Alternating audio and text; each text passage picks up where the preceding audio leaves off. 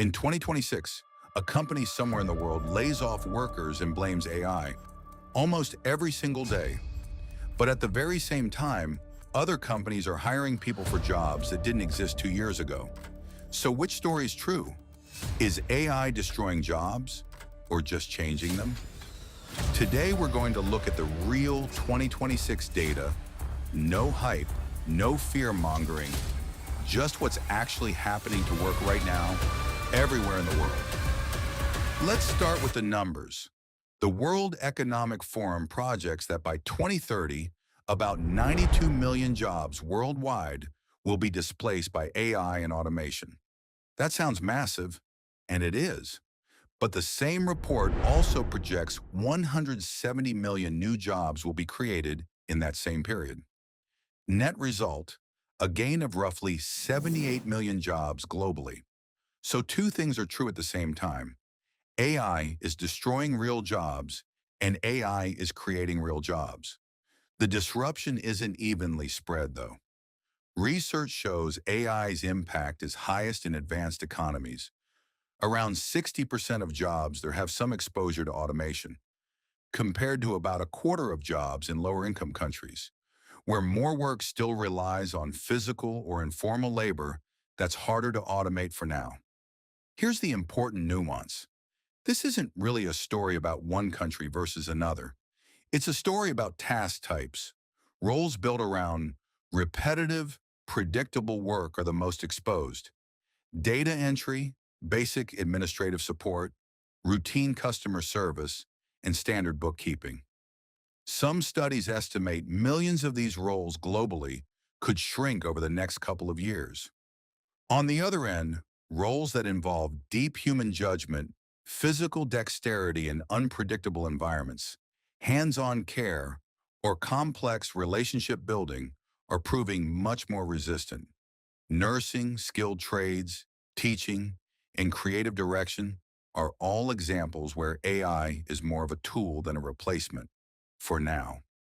And this pattern shows up everywhere. In the US, in Europe, in Asia, in the Gulf, in Africa. Any country with large service and administrative sectors is seeing similar pressure. This is a global economic shift, not a story about any one nation's workforce. Let's be honest about the difficult part. Layoff tracking firms have recorded tens of thousands of job cuts since 2023, where companies specifically cited AI as a factor, and that number has been climbing through 2026. Some research from MIT suggests a meaningful share of current work hours in fields like finance, healthcare administration, and professional services could technically be automated with today's technology. This is real, and people are genuinely affected by it. It would be dishonest to pretend otherwise. If you've lost work to automation, or you're worried you might, that concern is valid. This is one of the biggest workforce transitions in decades. But here's what often gets left out of the scary headlines. Entirely new categories of jobs are emerging. Roles like AI oversight specialists, prompt and workflow designers, AI ethics and compliance reviewers, and human-in-the-loop quality reviewers barely existed a few years ago. Healthcare, education, and green energy are all projected to grow, not shrink. There's also a growing wage premium for people who learn to work with AI rather than compete against it.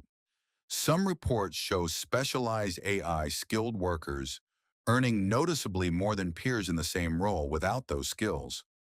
The pattern that's emerging isn't simply humans out, machines in.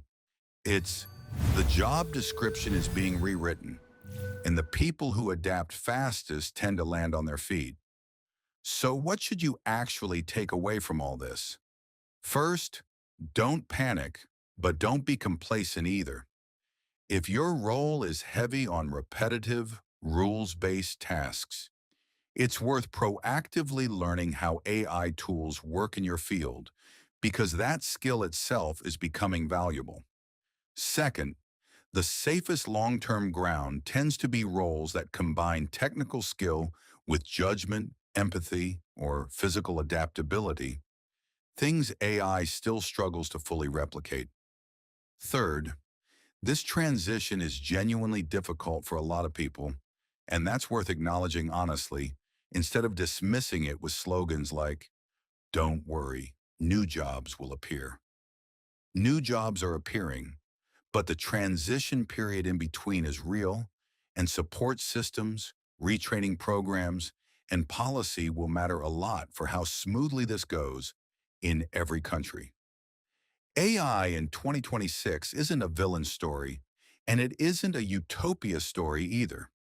It's a tool that's reshaping work faster than almost any technology before it, creating real losses and real opportunities, often in the same industry, sometimes in the same company. The countries and people who come out ahead won't be the ones who resisted the change the hardest. They'll be the ones who understood it earliest, adapted their skills, and pushed for smart policies to manage the transition fairly.